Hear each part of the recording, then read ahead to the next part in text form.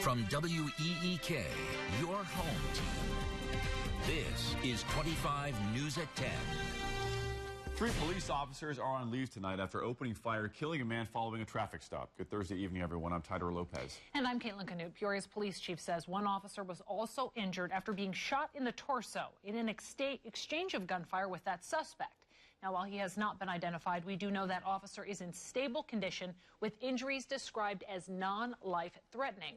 Authorities say it all started with a routine traffic stop around 2:30 this morning. Police say they stopped a vehicle driven by 33-year-old Daniel L. on a stop sign violation and expired registration, but L allegedly drove off, prompting a chase. After losing control and crashing, police say that's when L tried to flee on foot, and then the exchange of gunfire occurred. 25 News reporter Lauren Melendez joins us live now from police headquarters with the latest on this investigation, including witness reaction. Lauren? Well, Tyler and Caitlin, the Peoria police chief says he's not sure exactly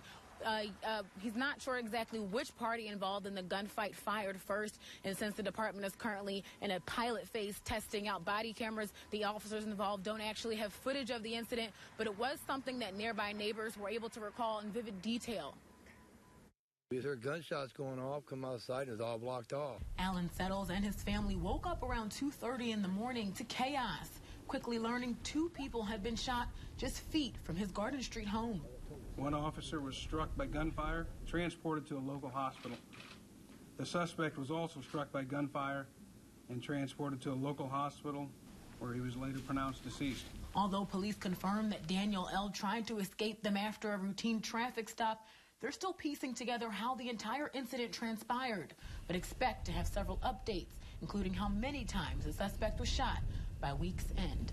Our forensic pathologist is doing the autopsy right now.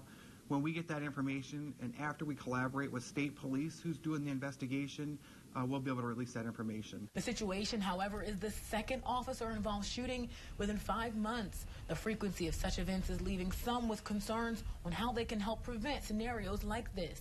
Just inform us all what we need to be doing more of as far as community collaboration, networking, and just working together.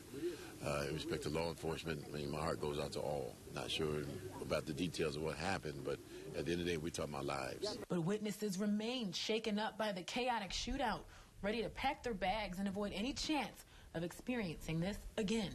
And I live right here, and I mean, I got grandkids here. What if a bullet would have ricocheted off my house? It went through my house. You know, that's what we're scared of. Now, we're talking about, we ain't been here 7 months, we're talking about selling moving. You know, my wife's scared, my kids are scared, and I'm not going to put up with it.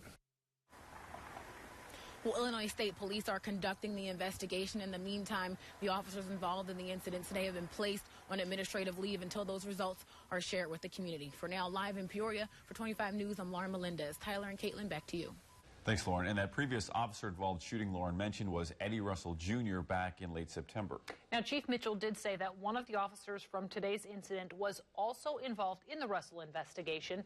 You'll recall those officers were cleared in the case this past Monday when an investigation ruled the shooting was justified. As for Daniel L., he did have prior run-ins with the law. He'd previously been convicted of burglary and armed robbery in 2004 and was sentenced to 10 years with credit for time served. The Peoria County coroner will release L's autopsy results tomorrow morning. Turning our attention to national news now, another school shooting, this time in a Los Angeles middle school.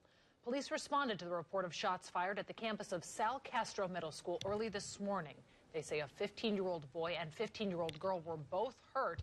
They were taken to the hospital where the boy remains in serious but stable condition with a gunshot wound to the head. The girl is in fair condition with a gunshot wound to her wrist. Several students say they were taken out of classrooms and searched by police during that campus lockdown. I'm scared, especially when the police came and told us to put our hands up. We all had to come out with our hands up just in case, because they didn't know who the suspect was at the time, so they had to have everyone take their shoes off, frisk them down. Police confirmed a 12-year-old girl was taken into custody. The LA Times reporting that girl has been booked on suspicion of negligent discharge of a firearm. Police believe it was an accident. Victory tonight for concealed carry advocates. The state Supreme Court rules that a law banning guns within 1,000 feet of public parks is unconstitutional. The unanimous ruling citing the Second Amendment called that law, quote, a severe burden on the recognized right of self-defense, in part because it offered no exceptions for law-abiding citizens. Under such a law, the ruling says people living near parks could commit a crime by walking from their house to their car with a legal weapon. The investigation into the crash of a train carrying Republican members of Congress has just begun, but will likely take months. The National Transportation Safety Board held a news conference today. So far, they have interviewed one member of the train crew and also have an interview scheduled with the train's engineer. They're still trying to set up an interview with the truck driver. They believe the train started to brake about 20 seconds before collision Wednesday. The train was going about 61 miles per hour on a stretch of track where the limit is 60. President Donald Trump addressing members of the Republican National Convention in Washington, D.C. at the group's annual winter meeting. The president made remarks from the ballroom of his own hotel. He talked about setting legislative records and blamed Democrats for obstruction. Mr. Trump also touted his tax reform bill and his performance during Tuesday's State of the Union speech, using the phrases "Make America Great Again" and "Putting America First." You know, we have a few terms. It's always going to be "Make America Great Again." That's always going to be our baby. That's always going to be our baby. But we also have America First. We're putting America first. A spokesperson says the RNC's agenda during the meeting includes upcoming midterm elections, the next presidential election cycle, and a site for the 2020 convention. The gathering concludes this Saturday. Mitt Romney will soon announce whether he'll make a long-anticipated run for the U.S. Senate. Romney tweeted that he will announce in 2 weeks his intentions regarding this fall's Utah Senate election. The seat opened up when longtime Senator Orrin Hatch announced he will be retiring. Romney, the 2012 Republican presidential nominee, is a former Massachusetts governor, creating the unusual possibility that he would win elective office in 2 separate states. As the world waits to see if a classified memo on the Russia investigation will be made public, Republicans have mixed views.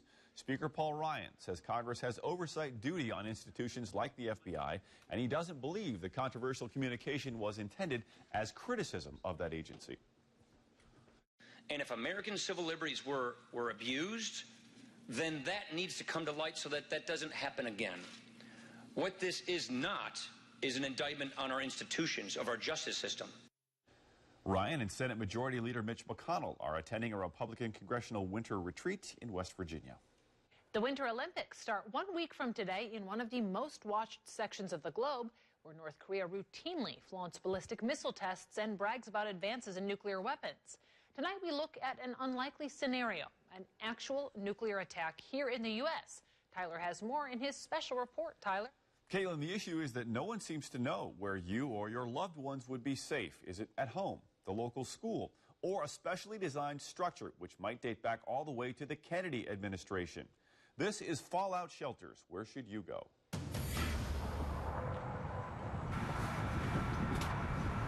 We're headed in and down. The 2 words you'll want to remember if this ever takes place. North Korea has threatened the U.S. mainland several times. And just last month in Hawaii, a false mistaken alarm sent vacationers and residents scrambling for shelter. There's a great deal of disbelief, like, is this really happening? He knew just what to do. He ducked and covered. Duck and cover was the popular phrase in the 50s. And soon after, civil defense was the norm. The Peoria Journal-Star chronicled the development and progress of bomb shelters, most concentrated downtown. In 1963, there were 20 of them. The first in 1961 was the post office, now the federal courthouse. It could hold up to 400 people. Focusing on, back in the 50s, this hallway now has offices on either side, but could still offer a place to go. The Carson Peary Scott Building was another large shelter, capable of holding 6,450. They were filled with supplies, food, and water, intended to keep families alive. But where are the shelters now? So there is no list anymore. Not that I'm aware of, no. I've contacted IEMA, and nobody really has a list. that I'm aware of. Now with the shift in the culture, I mean, we're more worried about the cyber attacks and those kind of things, active shooters, terrorism in general has taken the forefront, and we don't really consider the bombing aspect of it. There were 25 to 50 public shelters in Peoria alone. They're inside City Hall and out here. This one in Peoria County is well preserved, built into the hillside. It is still of great value to the sheriff's office in 2018. When severe weather hits now, the maps come out. The coats may go on, and emergency response is directed from this bunker. With approved entry, you'll find a kitchen, drinks, and manuals on how to survive with radiation in the air. If somebody was going to plan something, this might be an opportune time. Just like anywhere else in the world, we just pray that it doesn't happen. But people are worried. We saw on Oahu, Hawaii, January 13th, when a drill was mistaken as a real attack. That fear and uncertainty is why companies like Rising S claim that sales of personal home shelters, some starting at $45,000, have never been stronger. As a public law enforcement official, I would urge people to save their money. We have basements. All this is a basement. It's no different than any other building or any other residence. Current government recommendations say you want something without windows. Thick walls are best, with supplies to keep you and yours alive. You must assume there will be no federal response for 24 to 72 hours. There really isn't a plan that we would have in place. There would be a lot of chaos, and we'd have to deal with it. Sheriff Aspel there lived along the DMZ in Korea and trained in the military on nuclear, biological, and chemical weapons response. In the event of a nuclear attack, the dangerous radiation fallout is expected to descend to the ground within 24 hours. So, to survive a nuclear blast, you would want 3 key things. Distance. Think underground with thick walls. Shielding. Again, thinking heavy and dense. Concrete and brick are best. And then time. Radiation loses intensity within 2 weeks, according to ready.gov.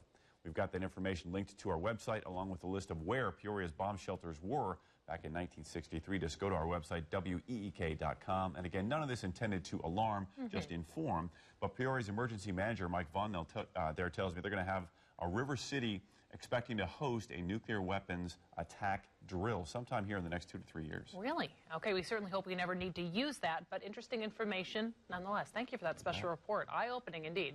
Very much. Let's talk about the weather. We know it was cold this morning, and we know the weekend is on the way. Chuck Collins is here to break it down. We got a big old full moon out there, and it's a cold moonlight night out there here in central Illinois. And now we have some snow chances along the way over the next several days. I'll talk about that. Let's check out the currents. And we're 12 in Peoria. The problem, that's the low for the day. Temperatures have been falling, and temperatures will end up in single digits in the morning. Wind speeds, well, they're running 10 to 15, so you don't need much of a wind speed to get some below zero wind chills. We'll carry those the rest of the night. As far as your day is concerned, tomorrow it's Groundhog Day, and it looks like Gertie at Wildlife Prairie Park will see her shadow in the morning. We'll tell you what that means and talk more about snow chances in a couple of minutes. Tyler? All right, Chuck, next on 25 News, are you ready for some football? Or are you watching for the commercials? Either way, we have a preview of some of the ads trying to catch your eye. Stick around.